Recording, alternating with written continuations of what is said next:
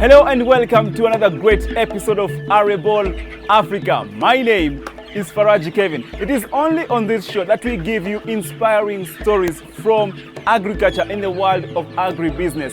And talking about that, the wise men said that you're blessed when your passion becomes your profession. That is the exact story of one Virginia Nyambura from Green Farm. She works on poultry farming, does pig farming, and also horticulture. But today we want to focus on her story from her journey in university doing agribusiness to actually practicing agribusiness in real life and also being a woman. Stay tuned, the show takes off. All right, so tell us your name and tell us about your farm. I'm Virginia, Virginia Nyambura. So is it Virginia or is it Virginia? What's the difference? I'm Virginia. Oh, Virginia. Is the one, the state in it US. depends with the pronunciation. Oh, okay. Okay, I'm Virginia Nyambura. This farm is called Green Farm. I do poultry here. Majorly I do the young ones from a day old to 1 month. Some get to 2 months, but I also do mature ones for the eggs. Oh, okay. So tell us, when did you start this poultry farming? Poultry farming I started back in 2015. That is when I had the passion after school. So I had to think, what do I have to do? So I decided to start on poultry farming. So I sourced chicks from Kari. I grew them up to maturity. And that is when I started seeing that they can have a return. So how many kids did you source out first? I started with the 100. Wow. And I also bought mature 2 months old from Rimuru as a start. So I started with around 300 for 2 months and 100 day old. Yeah. So I mean, having talked about that you studied it from school, what did you study in school? I mean, so that you just get out and start farming? In school I majored on agri-business. That is what I did at Egerton University. So with that I had the passion from my home. My mother and my dad, they do a lot of the farming, so I loved that from where I was born. Whoa. So it has been a passion all through.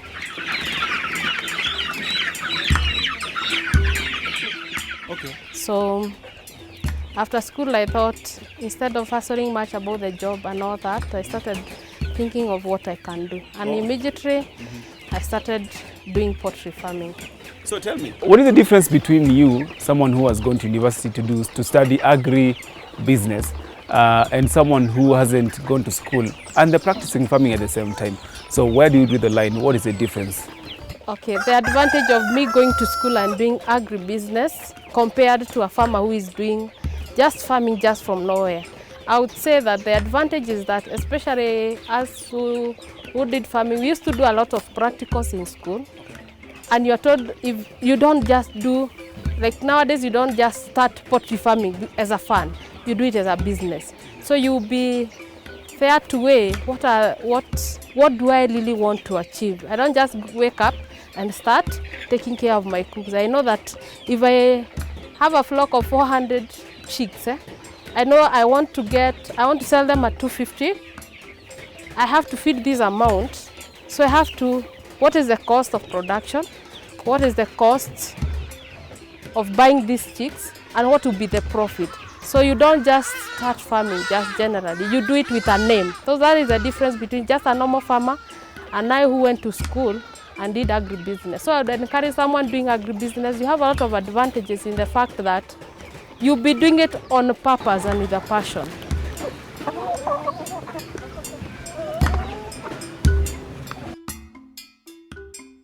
What's your market like? I sell them at 1 month and 2 months, but mostly I sell them at 1 month. The market is good, but sometimes it's a bit challenging. You can layer and they don't go the whole stock. And I do them in stages of 600 every 2 weeks.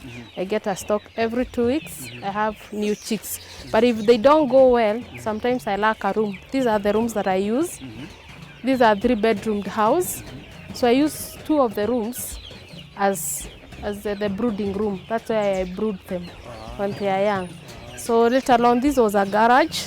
This is where I bring them later on. Oh, okay. Yeah. So during the day, the young ones spend here. The rest they come on the part of the garage. So at night they get back to the room, and these young ones, they stay here at the garage. So that is the space I'm in a position to utilize for now as they grow. And the big ones, they have a house there. These ones are for the eggs, but I also have some that I sell. I used to do orders in the hotels, but currently I have only one order. Mostly I sell to people over the weekends. I sell like 20.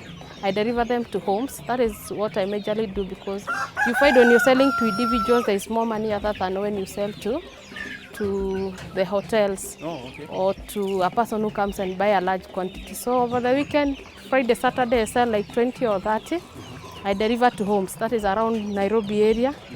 So it depends with the quantity. Sometimes if there are 5 and it's far, I may not be in a position to deliver.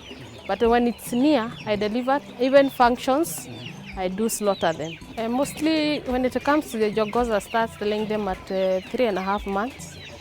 I start picking them. They're already big ones, which are 1.5 kgs and above. So the time they're turning 5 months, they're already over 2 kgs. Because they grow very big, as you can see, the jogos are very big.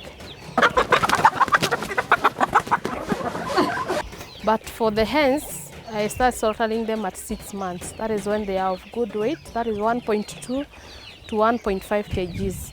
But even some get to 1.6.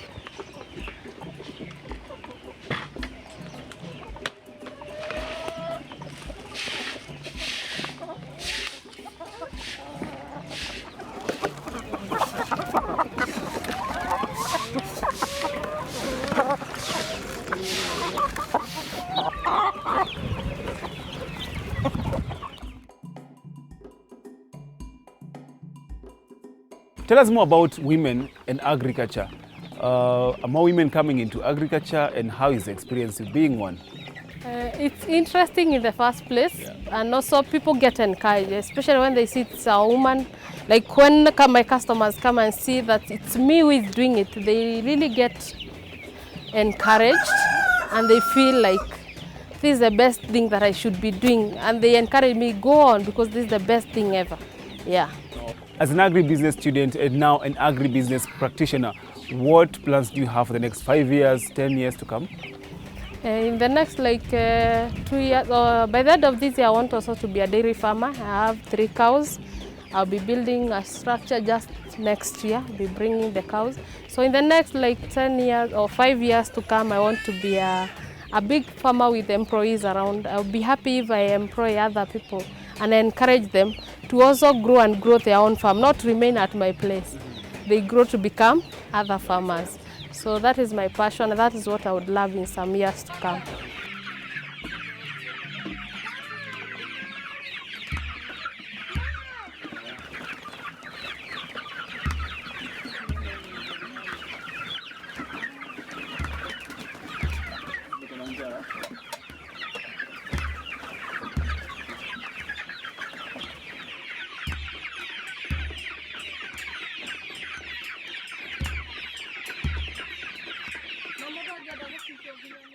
So as a farmer, is the legal framework friendly to farmers, and is the government doing enough to provide the fair legal framework for you to do your businesses?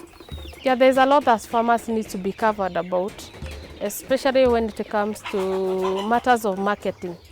Especially when it comes to the eggs, there are eggs from Uganda, there are cuckoos from Uganda, and we have cuckoos here in Kenya. We should be marketing like kari kienyeji, not like the others which are sourced from outside the country. So the government should govern whatever is being imported to this country, and yet we have our own products in Kenya, so that we will be in a position to boost the farmers who are here.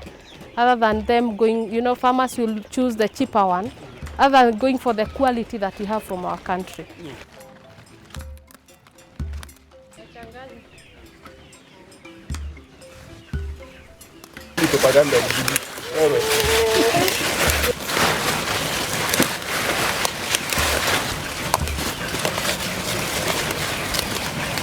So what would you tell women out there who want to practice agribusiness? Probably they're not very sure if they can do it, but you being one, what's the experience and how will you encourage them? When it comes to agribusiness, you have to have the passion and love what you do. Stop looking like chicken are dirty and all that. Just look at what you want to achieve. And at the end of the day, all that matters is the money that you get. The outcome, whether you work in an office, whether you work in where, whatever that matters is the outcome. So look at what you can do and earn something. Instead of waiting and sitting and saying there are no jobs, do what you can and what you love. And that way, life will be simple for you. Instead of sitting and waiting and saying that you want to slay around. Nowadays, there's no time to slay. Yeah, no time. Just do what you can. You're saying also slay queens can be farmers? Slay queens can be farmers. I don't know about that. Maybe. Oh, thank you so much, Virginia, for having us, and we are glad to have you on Arable Africa. Thank you so much. So moving on to the livestock husbandry, we have a special segment on cow soko. Cow soko, I mean market for cows. So it's something about cow sokos, and you want to learn more about the trends around the cows and dairy farming programs. Take a look at this.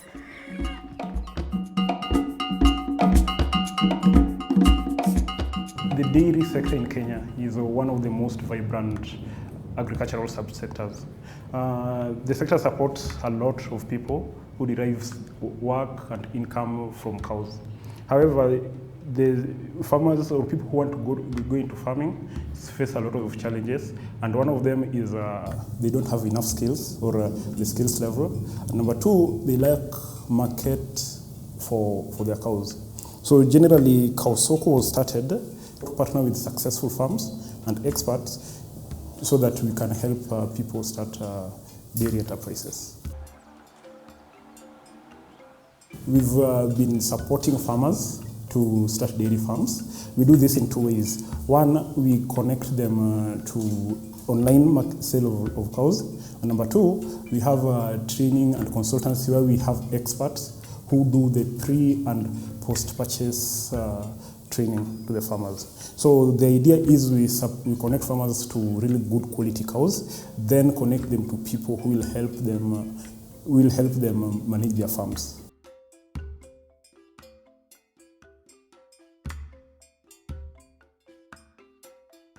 A few years ago, I was an intern. One of my duty was to support farms with training and extension. So one day I went to a farm in Kiambu. The farm is called Elizabeth. So at that point, Elizabeth was making silage, and then she invited us to see the steps that she's taken into her farm. So what happened was in the evening, as we were going back, then Elizabeth met someone who was her neighbor who had bought the cow that she sold earlier in the morning. So the most interesting thing was Elizabeth didn't know that the neighbor needed a cow, and the neighbor didn't know that Elizabeth was selling a cow. So what happened is Elizabeth took the cow to the market and sold it for 70,000. And the same afternoon, this neighbor had bought the same cow for 140,000. So at that point, then the idea came of connecting buyers and sellers of livestock directly online. In 2017, we sold about 1,500 cows. That's dairy cows. Dairy cows go for an average of 100,000 shillings. That means it could be 80,000 or 120,000, but on average it's 100,000. So just last year we handled cows worth about 250 million, the 1,500 cows. Again, on the same year, we work with experts, and right now we have about 60 people who depend on the platform to get their living. So we have people who come from campus, we send them in as experts, then we link them to farms. So one of the most interesting things is we have right now someone who stays abroad in USA who has been able to start a successful farm in Kisii. And we have an expert that does the day-to-day management. So this is how we work. We don't buy and sell cows. We link buyers and sellers of cows. So this is, for example, like this is how we do it.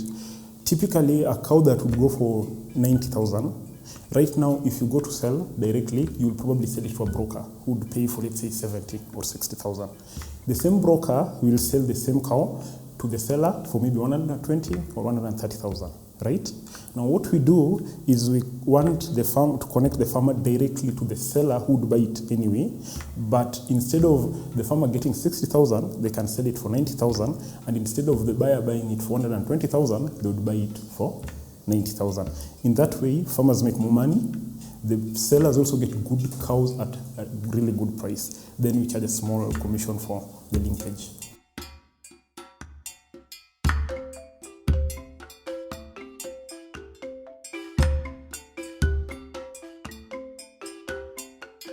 Dairy farmers still face a lot of challenges, a lot. So one of the challenges is that dairy cows are expensive. So you need a lot of capital to start a dairy farm. Number two, you need a lot of skills and expertise and support around managing cows. So because you need to build for the cow, you need to invest in feeds, you need to manage your herd. So that has been a really big challenge that people really want to start farms, but because they don't know how, or they don't have the technical know-how, like people buy cows and cows die or produce 2 liters or 5 liters or something like that. Then the third challenge is still the markets. Right now, we are trying to solve the problem of market for livestock, but Kenya doesn't have a market where you can go buy a cow. So if you want to buy a cow, you have to depend on a farmer who wants to sell their cow. So if you don't get someone who wants to sell their cow, then you have no place to start.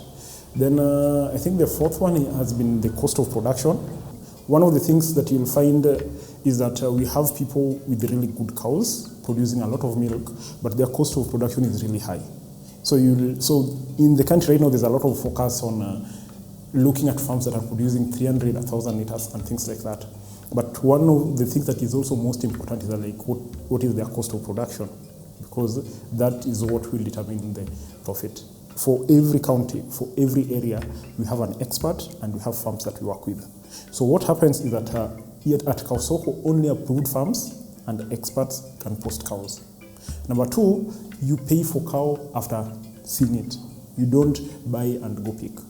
Then number three, once you buy the cow, we attach someone to you, someone who comes from your area, someone who is trained, because we have to make sure that they have the required certificates and they went through the right training. So we use the experts to help us with the quality checks. We also work with farms that know the standards that we work with.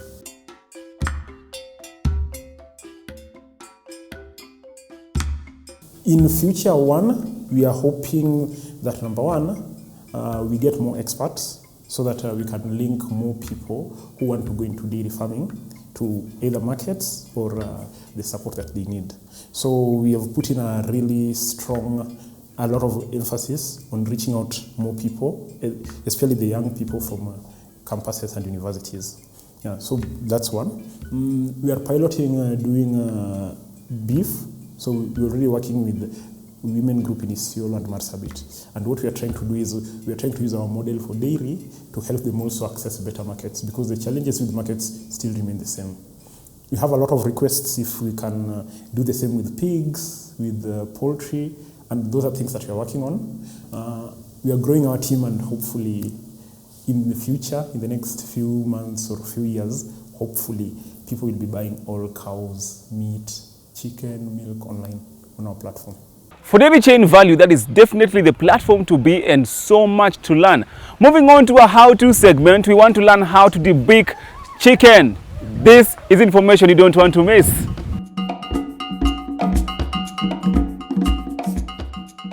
Debaking is the partial removal of chicken's beak.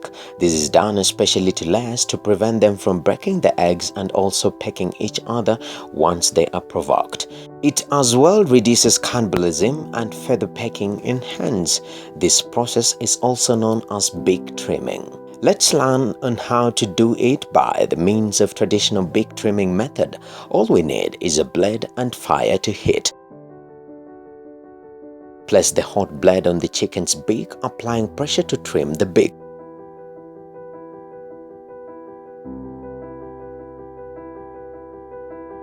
Half part of the upper beak is trimmed out while the lower beak remains long. In other cases, the lower beak is lessened, or in this case, both are drastically resized. beak trimming is commonly done at 5 to 10 weeks.